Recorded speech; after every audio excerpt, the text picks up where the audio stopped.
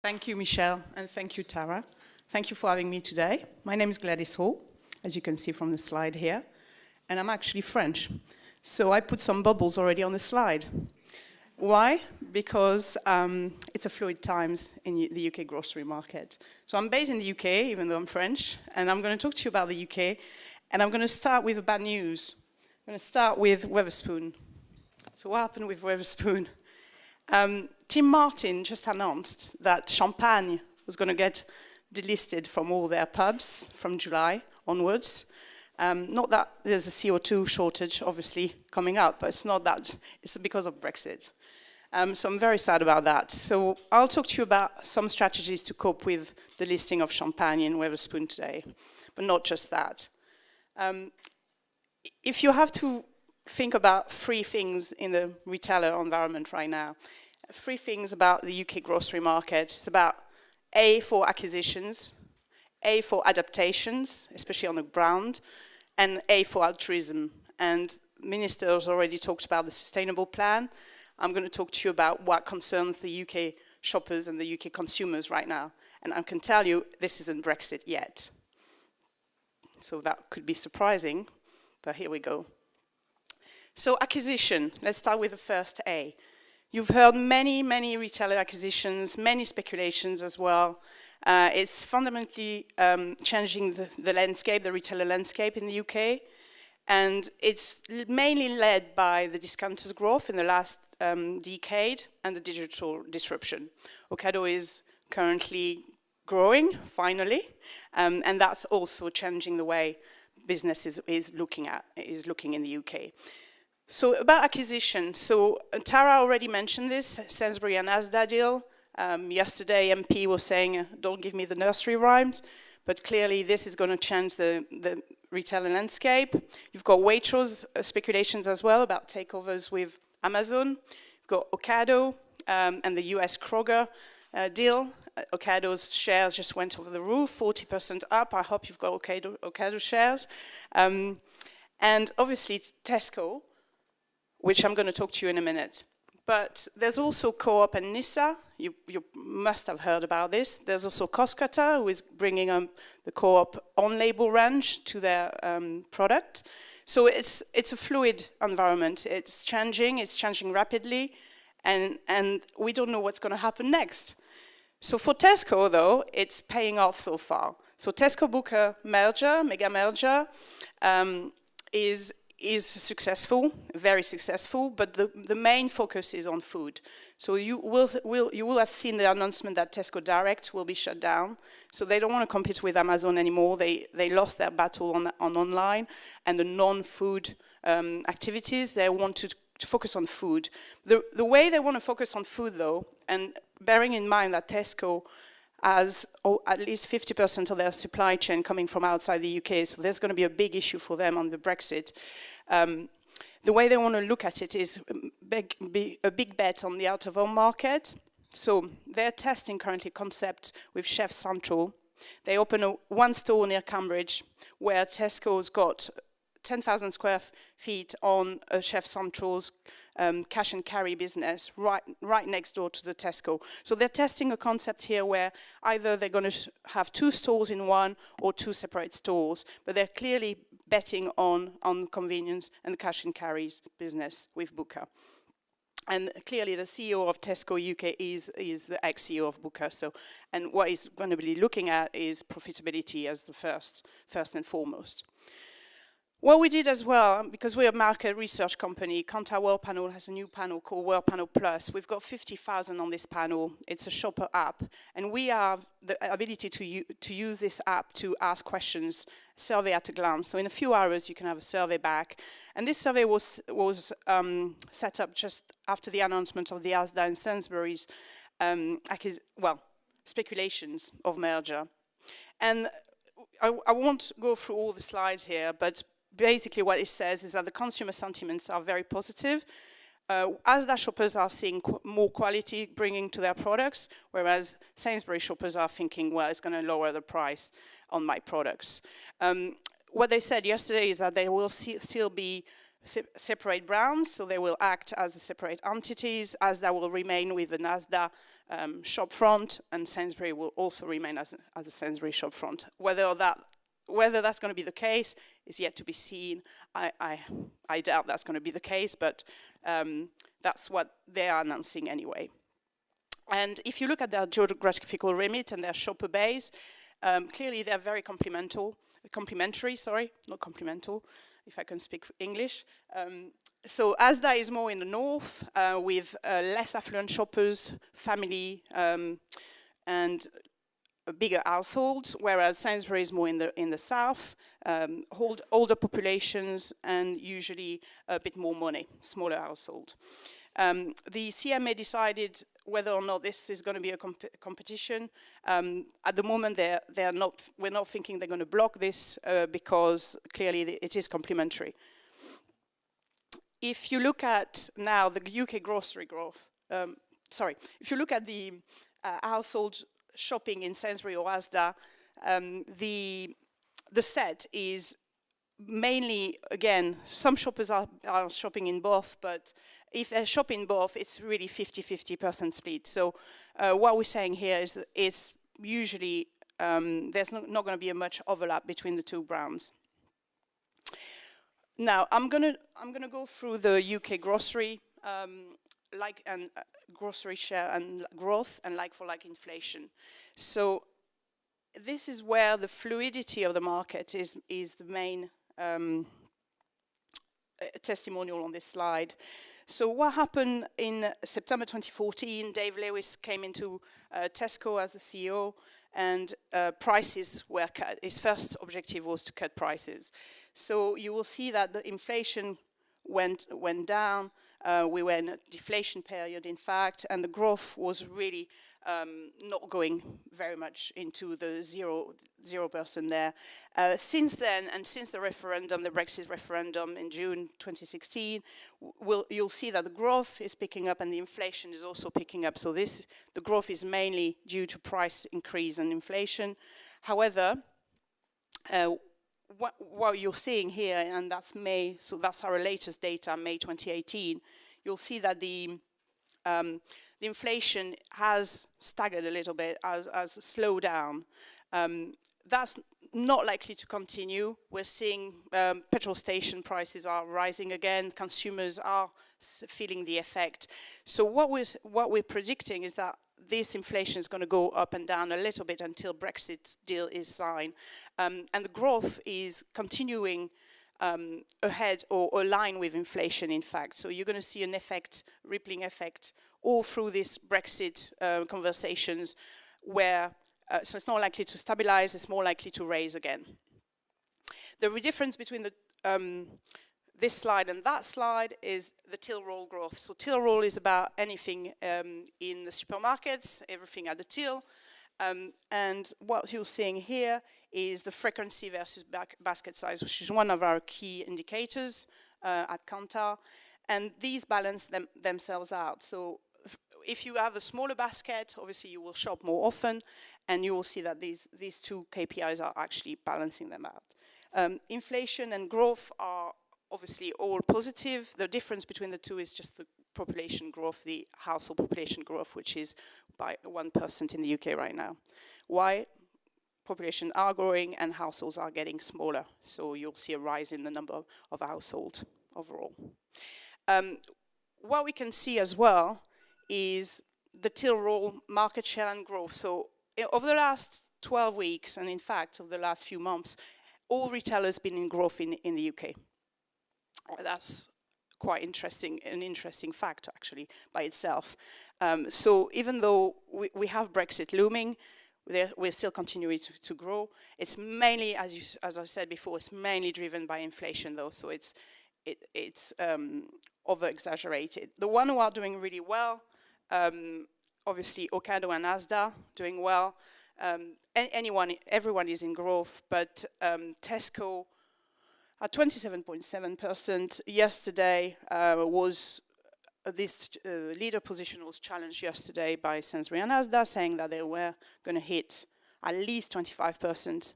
Our prediction is that they're likely to be ahead of Tesco if the deal is going ahead. The reason for that is the complementary I talked about earlier, but also there will be very few shops disposal, given the fact that they are in different regions. So how does this look into this channel switch? So that, again, the bubble slides is the typical slides we're presenting usually and it's showing you the movement of money from one channel to another. And in this particular instance, where do you think the money is going? Right, I'm going to answer my own question. So there's an online movement, 250,000, and there's a discounter movement. So in discounters, so obviously there's hard and soft discounters in this bubble here. If you want the full definition, I can give it to you. But convenience, for example, will be all the independents and symbols, the Tesco Express, the Sainsbury Local, and the high street will fundamentally be everything else. So Boots, Superdrugs will be in that category, Wilko's as well, and department stores and the butchers and the grocers around your corner. But discounters will include Aldi and Lidl, obviously, and online will be any online read we've got. So we've got Tesco, Asda, Sainsbury, Morrison's, Ocado, and Amazon as well.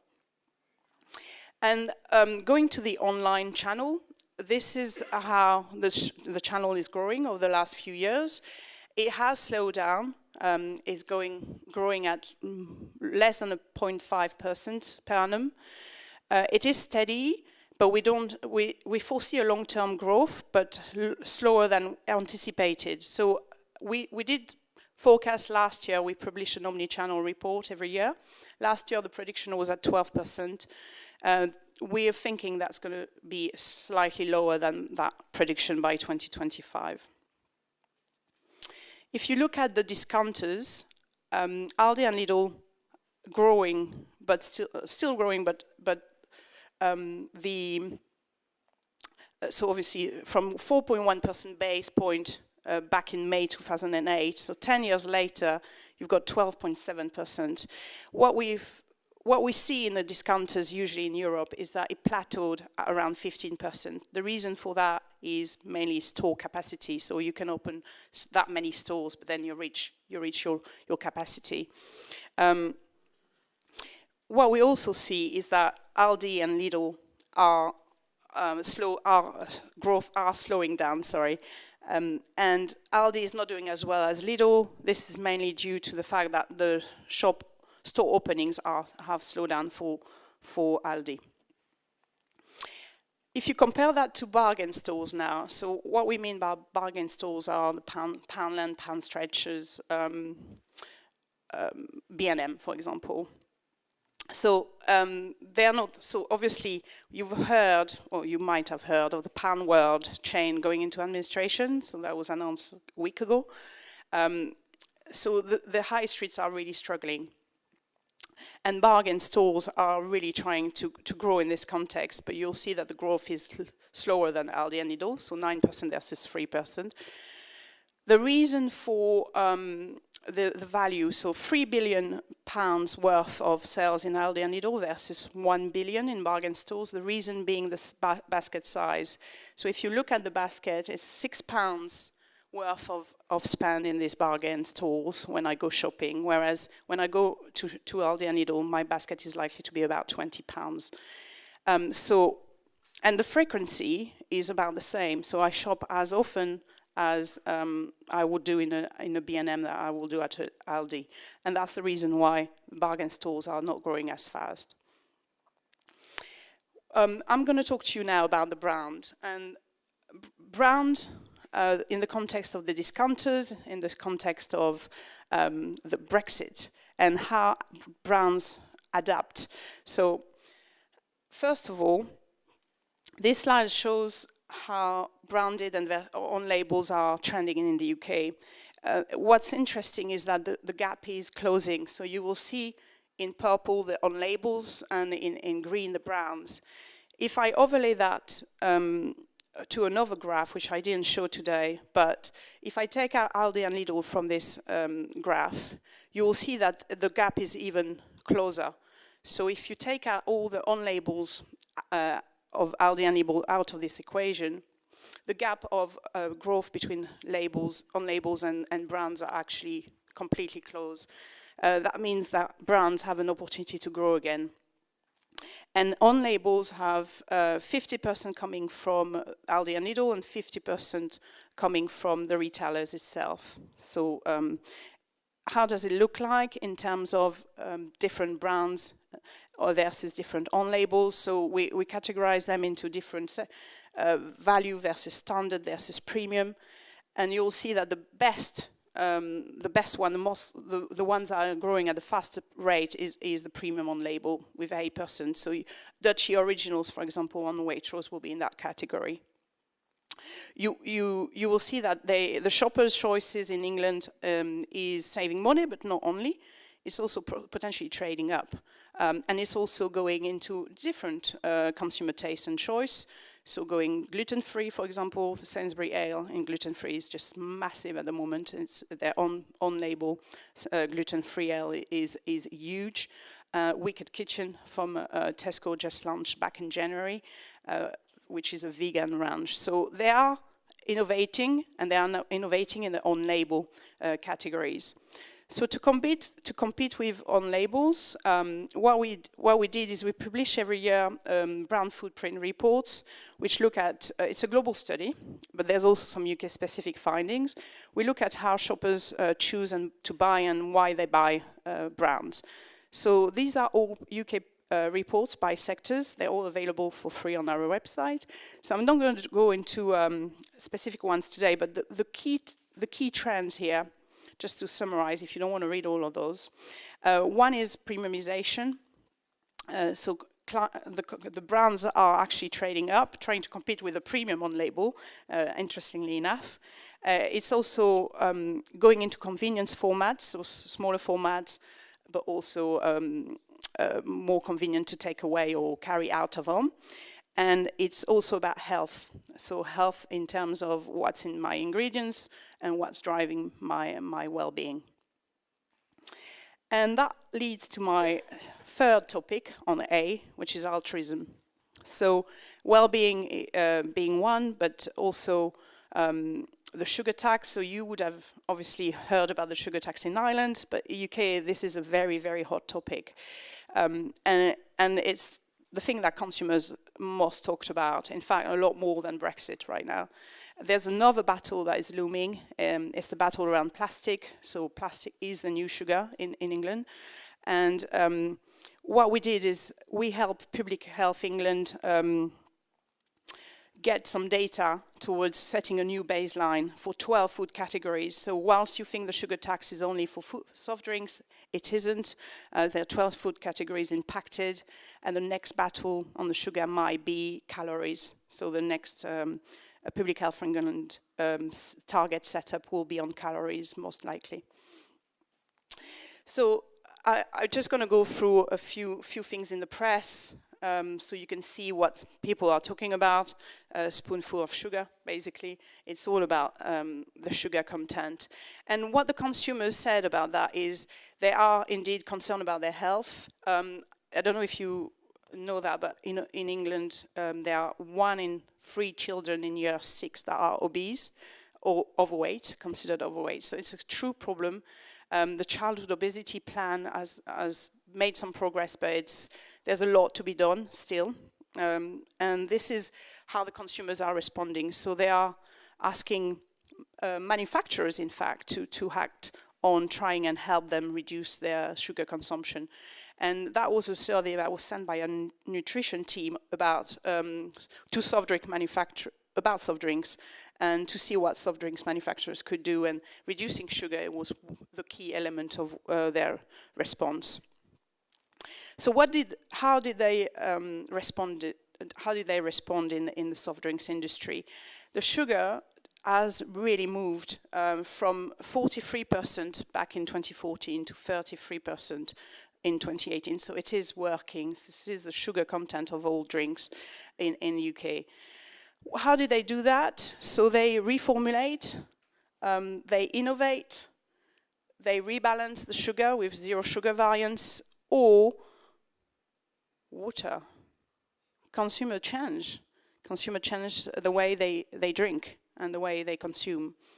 It did sometimes work. So Coke, red sugar is still very much doing super well. Their campaign on with Marilyn Monroe is really working in the UK. I don't know if you saw it. I don't know if it's in Ireland actually, but it's a beautiful campaign, and it says we don't change the taste basically, and they're still growing.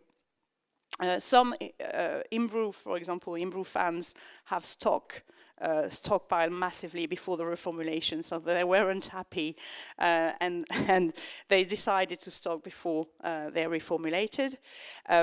Another one, Lucozade, that didn't work at all. Lucozade decline, and they are double-digit decline at the moment because their Lucozade tastes really different from what they used to. So it does work sometimes, and sometimes it doesn't. But in the facts is that the sugar content has decreased, which is the good news for the government.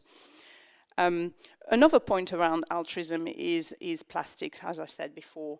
So we are introducing a bottle deposit scheme, which is quite going back to the old days. I remember when I was little, I was bringing back glass bottles to my supermarket in France. So here we go.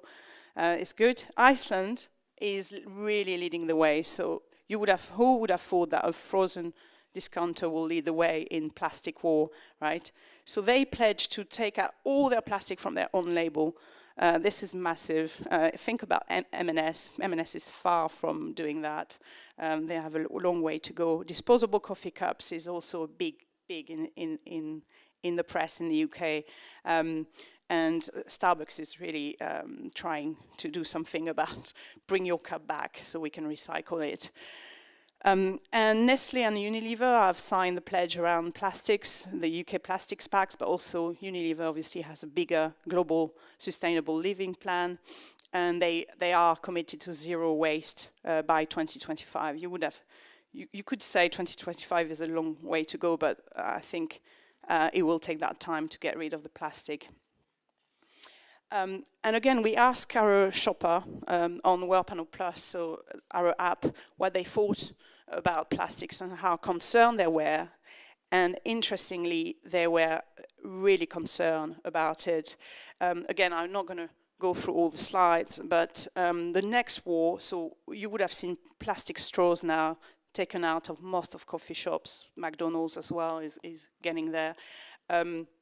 Waitrose has banned all plastic straws from their shop. You would have seen that the next battle will be on two completely different topics. One is tea bags, and I know there's a tea manufacturer in the room, and one is wet wipes.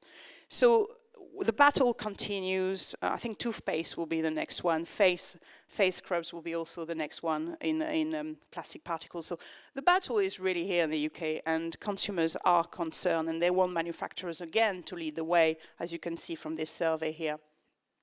They want more packaging recycle, and they want different options, basically. So in summary, retailer landscape. The consolidation isn't going away. There's still changing channels with the online and discounters being very strong. And what I didn't mention with Aldi and Lidl is that they are more likely forecast to grow because they are claiming 100% local produce, so 100% British meat, for example, for Aldi. So they are already positioning themselves as the key Brexit contender with sourcing inside the UK. So their growth are likely to continue and accelerate, and their store openings are also likely to accelerate with the pound becoming weaker after Brexit. The inflationary pressure is still building, so you will see a little bit of up and down and on inflation, but it is going up again, basically, since this month. The brand on label is clearly central for retailers. You want cheap, but you also want value, so watch out for the premium labels. Fresh is also growing very heavily, so 1.5 billion growth for fresh product last year. And adaptation is key, so reformulation, new product development, less plastic in your product, for example. And then 2018 and beyond, what's going to happen? It's fluid. We don't really know. The government doesn't even know yet. They have yet to land a deal on Brexit. But the consumer concerns remain, so not just on Brexit, and in fact, most likely on other themes like Brexit, interestingly enough. So what's going to happen to my champagne then? What shall I do? I think what I should do is get a low alcohol variant, low sugar, sparkling, maybe not sparkling actually with the CO2 going away at the moment. I should definitely start Tesco, or Booker, Tesco, Chef Central, and I shouldn't put it in plastic, so I think I should just sell water, basically. That's me. Thank you. Thank you for having me.